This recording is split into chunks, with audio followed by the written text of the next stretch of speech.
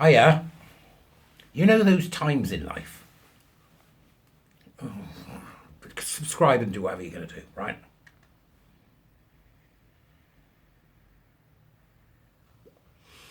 Those times in life when you catch yourself being an arse, or, how can I put it, or making a mistake, or thinking back on something and go, oh, you should have said that, I should have said that, rather like Hagrid from, the marvellous Harry Potter with J.K. Rowling fame. And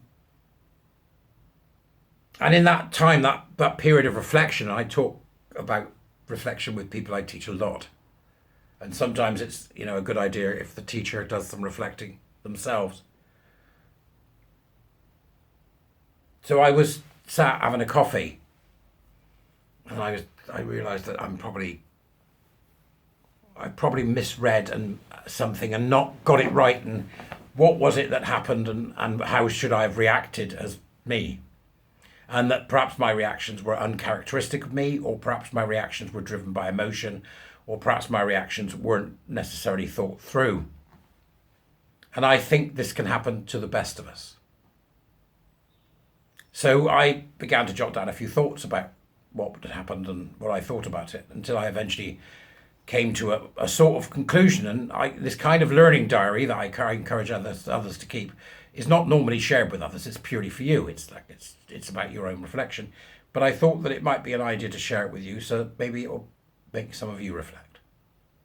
And I don't mean to do so in any way to make you look foolish or look small, or to think that I think any the less of anybody. I don't. I'm just saying, here's my personal reflections. I think I got something badly wrong.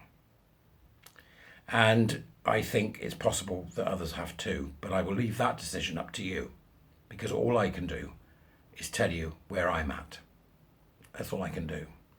Now, some of you will know that a deeply disturbing video of what appeared to be, we still haven't had confirmation, what appeared to be a trans-identified child, male child, brutally attacking a young girl in a school in America. I'm sure that most of you will know of the video of which I speak. And when I saw it, I was incandescent with rage. Not least of all because it resonates with me and my history, despite the fact that I'm not a woman, at least not today. It resonates with me and my history, right? But also my feelings for the young girl who was so viciously and brutally attacked. And I quite happily joined in with, look, this is disgusting, look, but string him up. We all did it.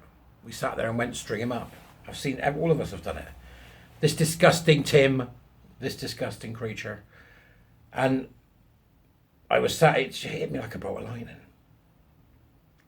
There's something not right about this, folks. There's something not right about what I did, about my glee at having this figure to monster, which I think is what we did. Forgetting, amidst that monstering, that what he did was a terrible thing. Don't think I'm saying it wasn't. It was. Should he be punished? You're damn right. But he's a kid too. He's a kid too.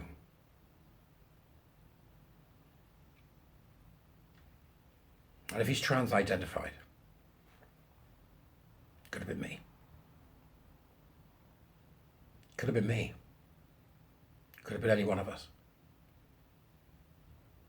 Who've been told something that's not true, who's been led to believe that his discomfort with his sexuality perhaps is what will help, is if you just dress up as a woman and do this, We know that the kids that take on these identities are often deeply disturbed, have terrible home lives, or have ADHD, or have been online and been groomed by others online. We know this. When I first saw it, it was so easy. There's the victim and there's the monster. It was so easy. And that narrative's true. In a hyperbolic sense, true. Not for the girl. She was a victim, of this terrible thing, victimized by this boy. But what I saw afterwards and what I did afterwards was monstrous. And I shouldn't have done it. From what I can gather of the American system, he's either 13 or 14, for God's sake. I forgot the basics. The safeguarding issue goes across the board. It's the girl and the boy. It's the girl and the boy. And if we believe what it is that we've said in the past, if we believe what we talk about when we say we care about children, and what we talk about when we say we care about gay people, and what we say when we talk about we care about this, the reason that we're all in this fight. How easy it was for me to succumb to the delight of picking on someone. And that someone was a child, a confused child. Yes, the act was awful.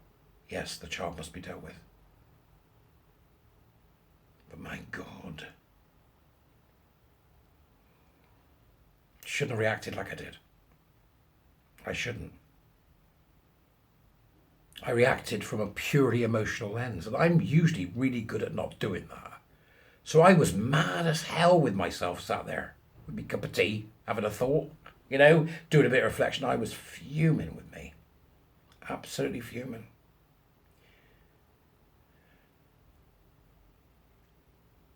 It was easy to go for. There was one victim in that video for me. We have to be careful of that because there were two. It's just in that video, the first thing that you saw was the attack on the girl. Therefore, the boy was the aggressor, which he was. Who's going to deny this? Which should be dealt with in an appropriate manner for his age. When I reacted the way that I did with such anger and ferocity and emotionalism, I left the adult in me outside the room.